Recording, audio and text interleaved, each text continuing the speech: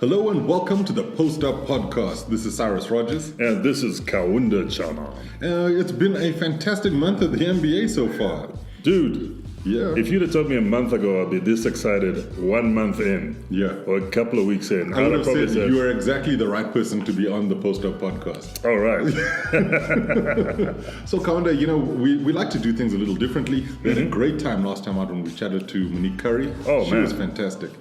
She's welcome back. Yeah. Any day. Anytime, Monique Curry, you are definitely family of the Post Up Podcast. Absolutely.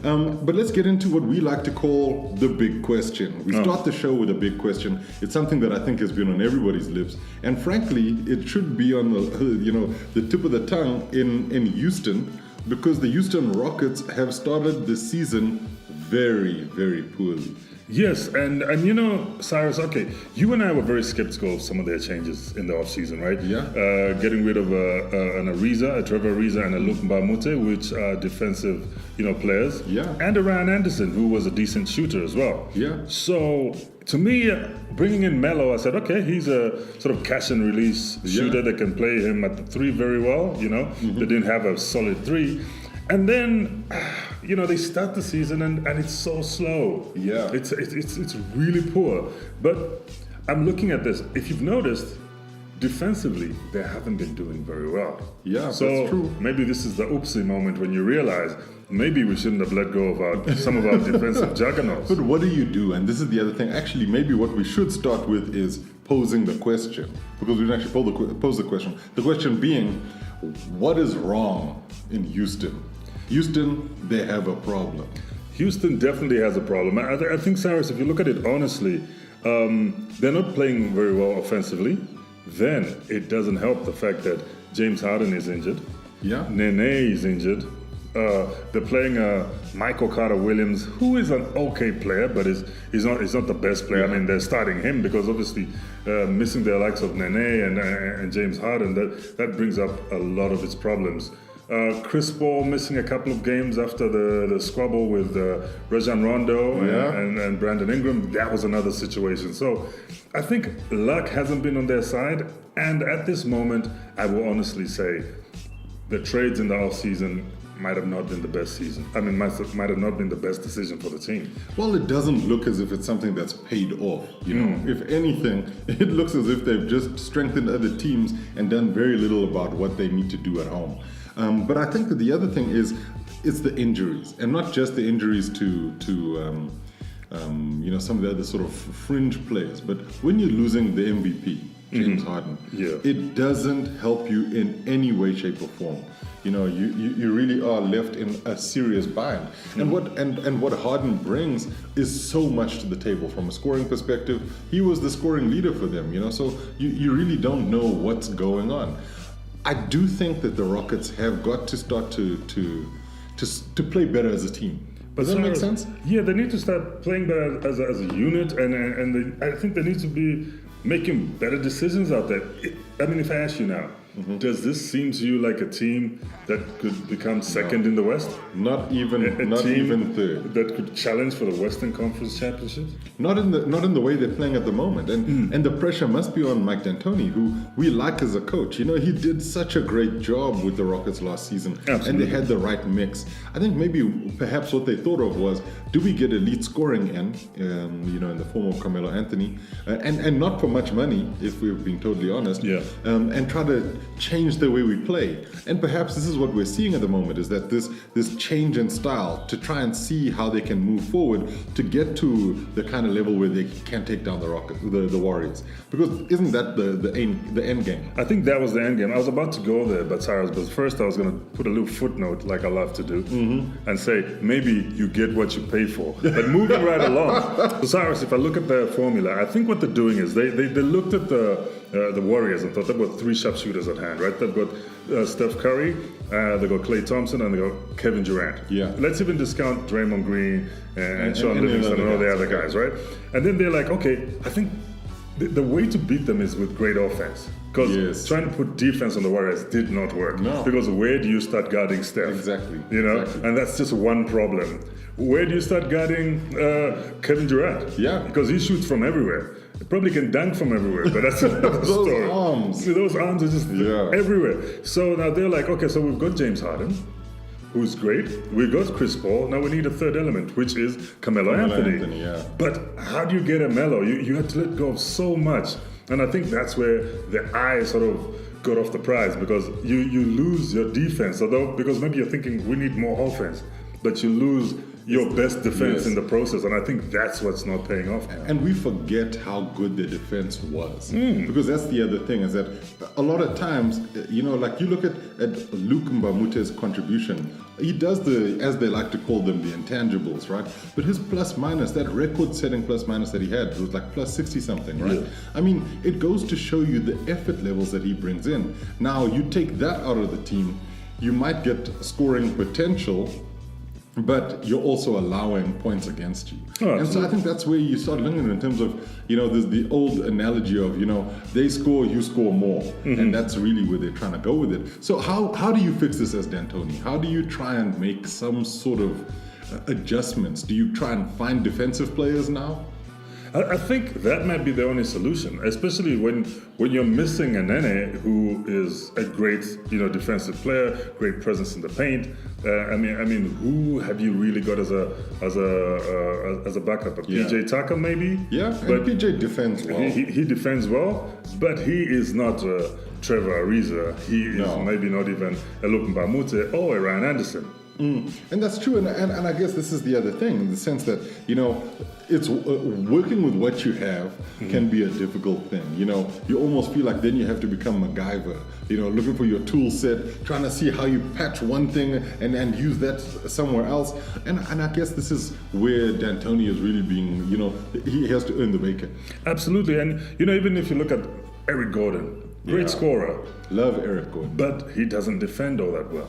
Yeah, and defensively they're doing poorly, and I think that's one element they used to look at in terms of scoring. They're a team that can score, especially with the pieces they've got. But I think the problem that we're having is the defense. But then, I mean, we can definitely see this, because the stats don't lie. Okay, maybe the way we use the stats might lie, but the stats don't lie. They are 22nd in rebounding. They're 18th in opponent points. They're assisting, they're 21st in the NBA. Points per game, they're 25th. They're not scoring enough. They're not getting the ball enough when it's in play. And they're certainly not passing to each other enough. So, you can see where they have to start. But the other thing is that although they're sharing the ball less and they're shooting worse than they did last season, they have a base that they can build off of. And they haven't really gotten the most out of Clint Capella, who was really their linchpin last season.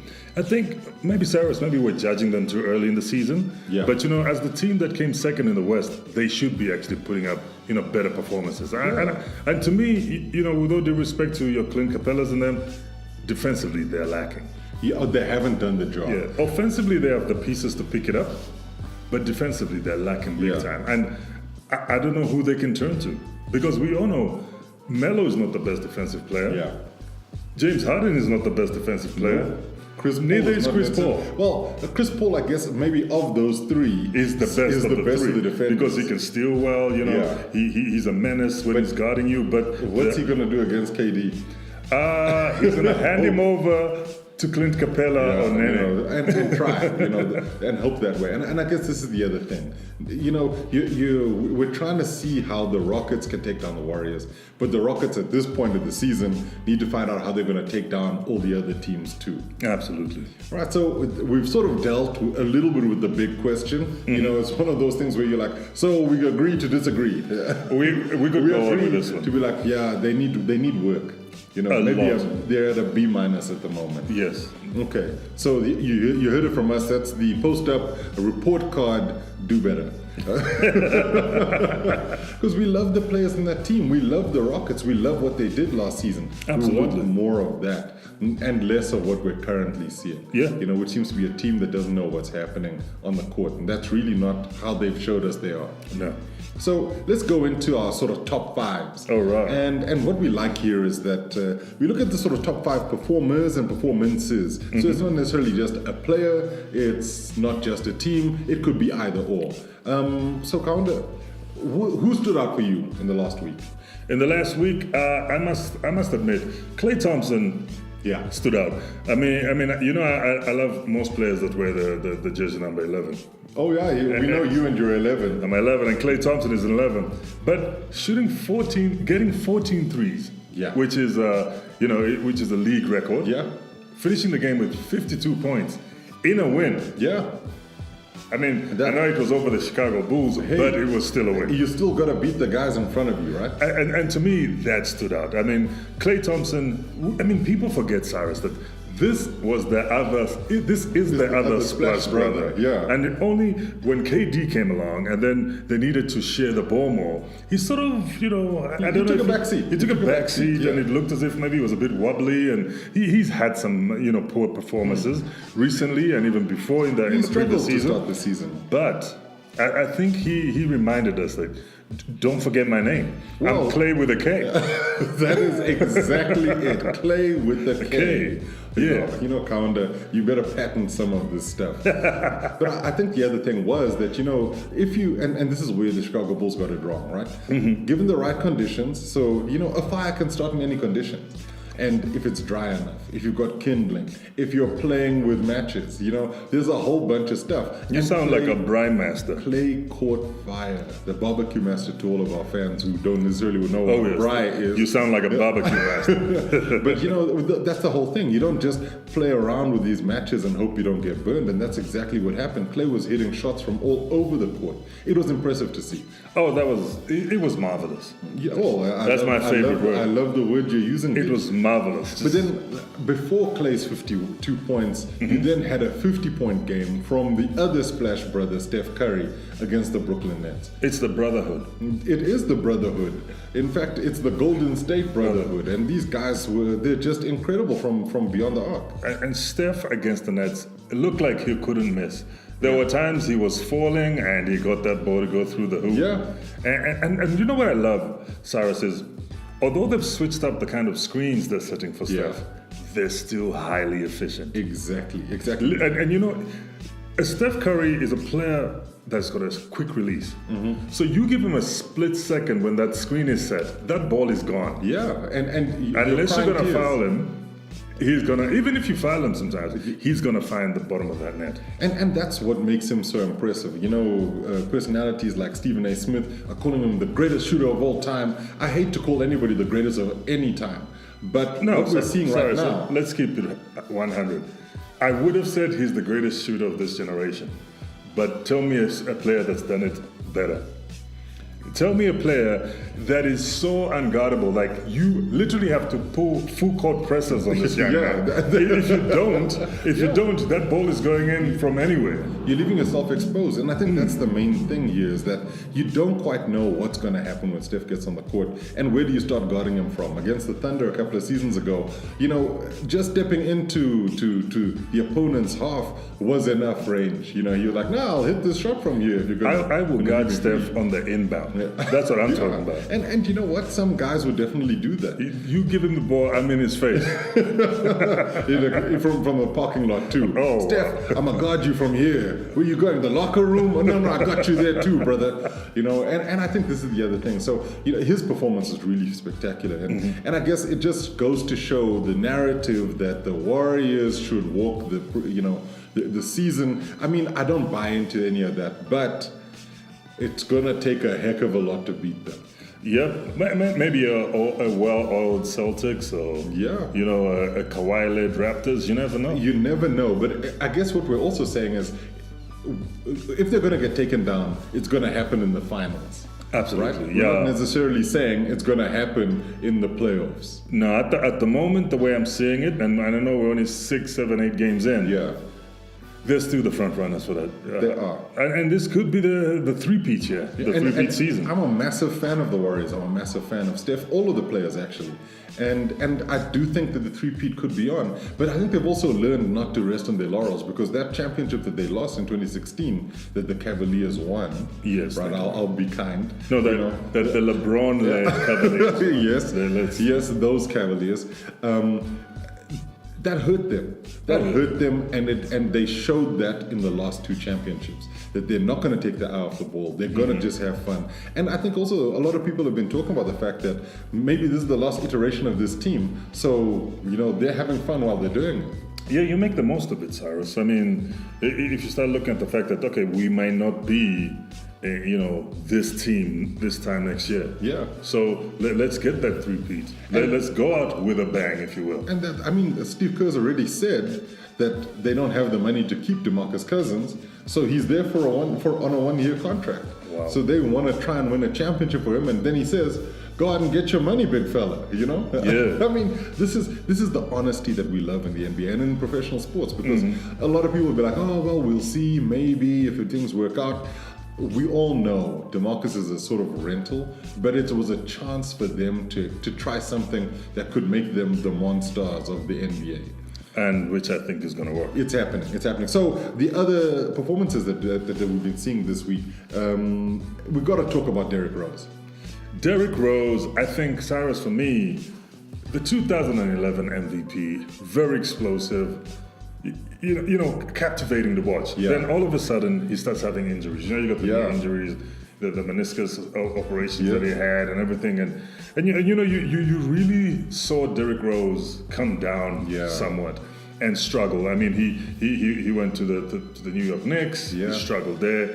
He joined the Cleveland Cavaliers. He struggled there. Finds himself in Minnesota with the Timberwolves, and we're all wondering, okay, what's going to happen? Is this the final stop in what could have been an illustrious career? And like Cyrus, we've had this discussion before. Injuries are 50% mental, 50% physical, right? Yeah. At the most part, because like you always say, if you don't believe in your body, or you don't believe your body can do a certain thing because of what you've been through before, it's going to affect your game.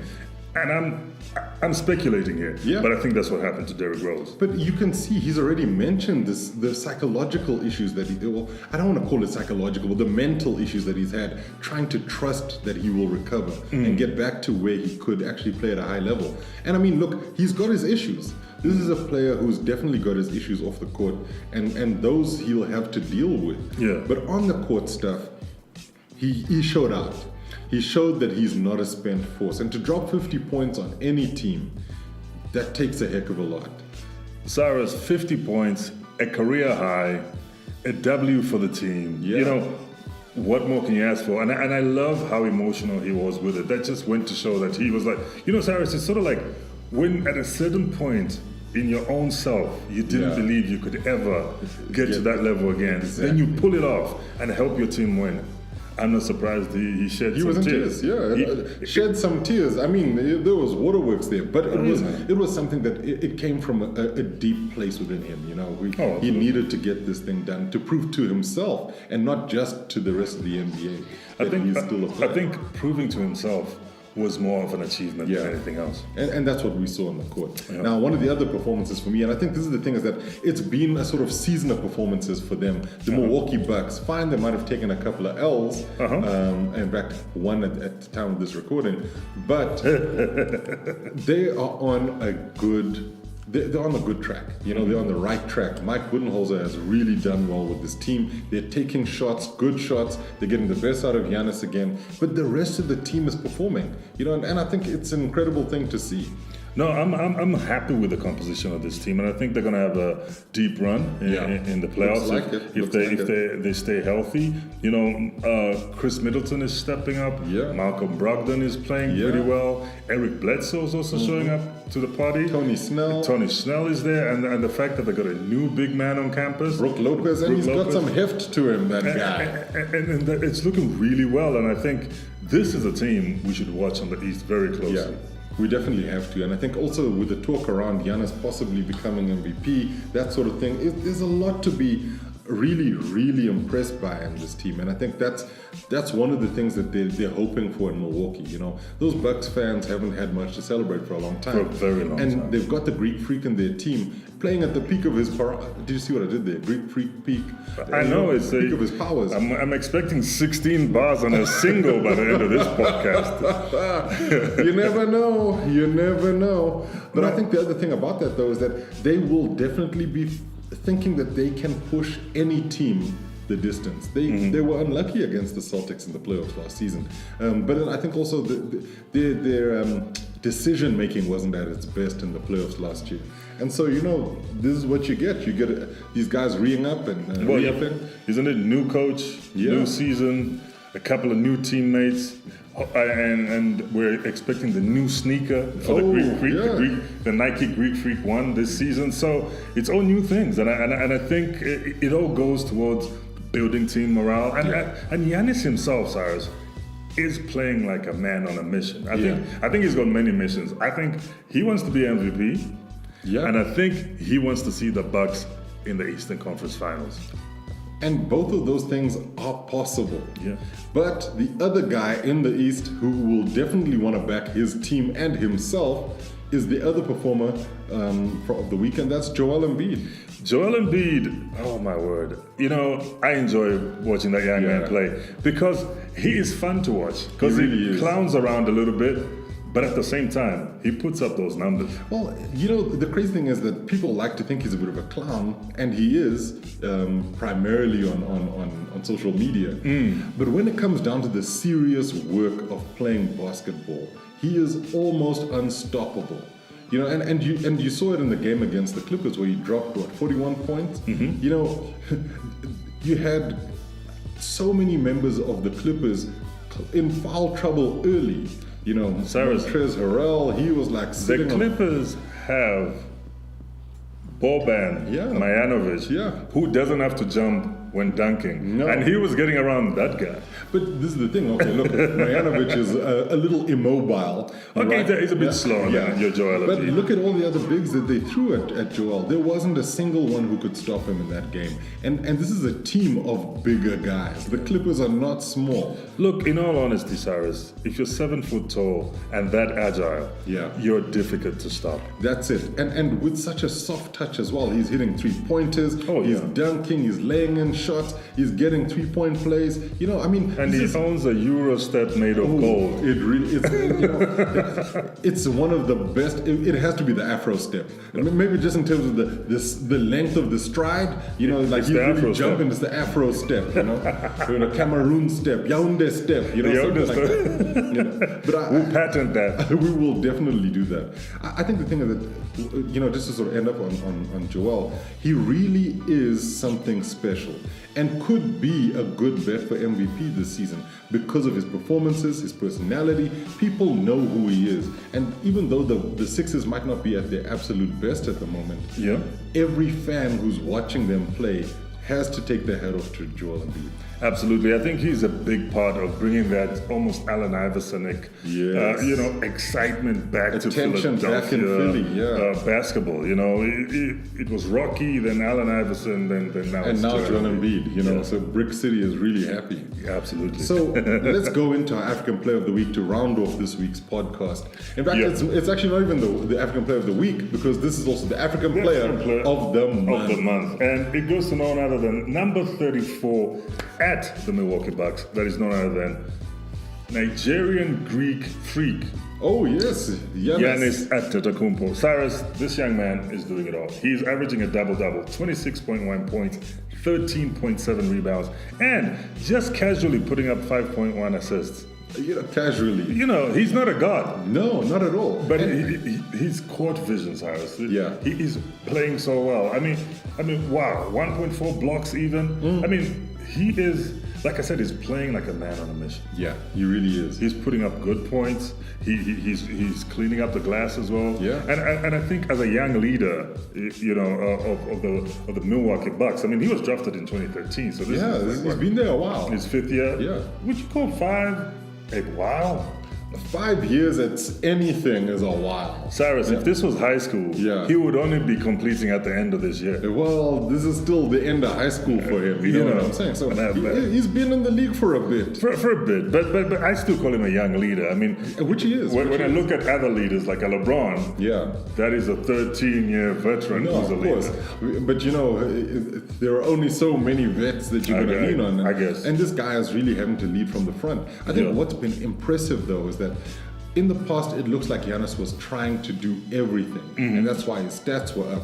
Because he really didn't know if he could count on all of his teammates. At least that's how it seemed on the court. Yeah. Now he's actually, and like you bring up the assist numbers, that's important because that comes down to trust. He's not trying to Euro step his way to the basket because he's got a mean one too. He doesn't have to try and take 3-pointers all the time. He didn't do that before. He's shooting threes now. But he's trying to bring everybody else back into the game. And by doing that, it spreads the floor a little bit more. The double teams that come to him, the guys start thinking, well, okay, if we stop Joel, who are we leaving open? So it's a good thing for the Bucks. And I think that the Greek Freak, didn't we call him the Nigerian Targaryen? Yes, that's what he was last season, and I think we might bring it back. We might bring it back, but he is a superb athlete. And, you could almost see him benefiting from all the hours he spent learning the game better. Absolutely, and the thing is, his work ethic. You saw him in the gym with his brothers in the off season, and he worked out with Kobe. There's something to be said about players that work out with legends and vets.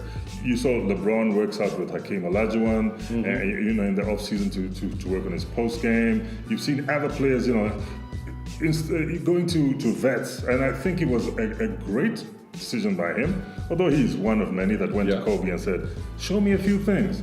But he's taking it on board. And he's taking it on board. He showed up about 4 hours early for the Kobe workout. Now, if that's not commitment, Cyrus, to me, that might seem funny or a joke. Like, oh, who shows up that early?